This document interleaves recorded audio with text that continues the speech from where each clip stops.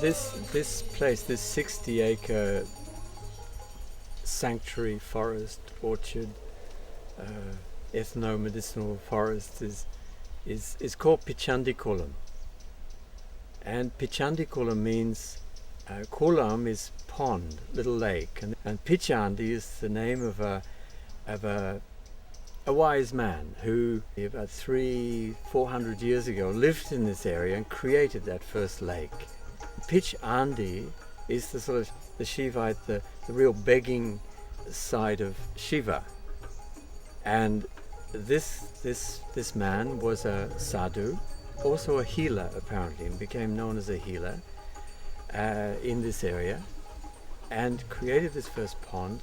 And after he left, it was always known as Pitchandikulam, the lake of the healing Sadhu. Pitchandikulam Forest is located within the boundaries of the international city called Auroville, located in southern India. Auroville was created by two wise elders, Sri Aurobindo and Mira Alfasa, who became known as the Mother. Their dream was that one day a spirit of oneness would take hold of the human race, and all people would live in peace and harmony. So she taught us, or told us, to come out here in this empty landscape with just a few palm trees. And we came here in 73, beginning of 1973, and it was pretty barren. There were half a dozen species, but mostly just sand and palmyras.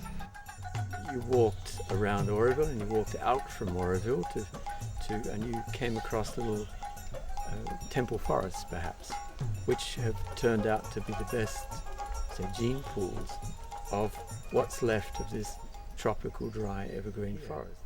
So even from those early years, we started collecting the seeds and working out how to germinate them, seeds, or how to grow things by cuttings. Now, I mean, there's 800 species of plants here now. 400 of those species are known medicinal properties, because as we got to know the plants, we got to know the people who used them. And from the beginning, we worked a lot with the local villagers, working with the people and understanding how they used the plants for roofing or writing on, or rope, or baskets, or medicine, or construction material.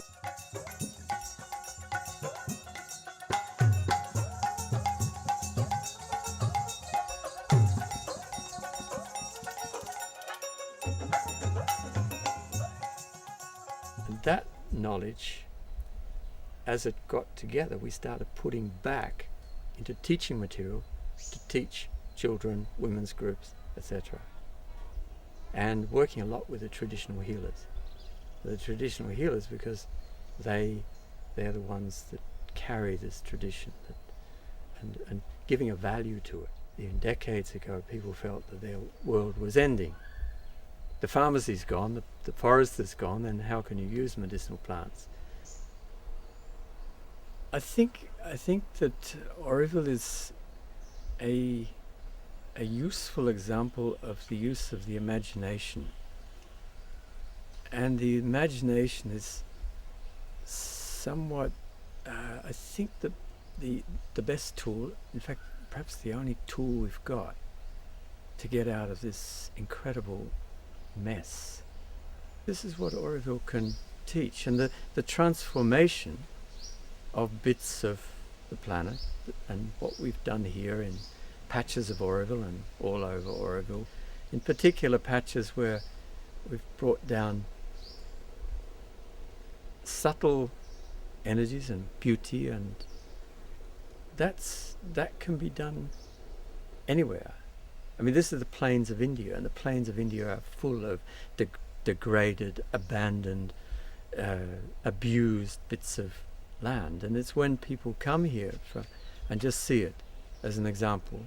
This was not done with huge infrastructure or drip irrigation systems or whatever. It was done by just passion and love. And that's the That's what we've got to teach. We've got to teach through examples, really nice examples, that with passion we can bring back the garden. This is a time to go out. Not too loud, but just keep doing examples. Examples which can be then, that other people can make their own conscious decision, because teaching, talking too much, those times are a bit over too, I think. I think it's the time to just create spaces which are self-evident and speak, feel for themselves, and people can feel them. That's what we hope to do. The seeding that Auroville, the mother of Sri Aurobindo, did, that's important.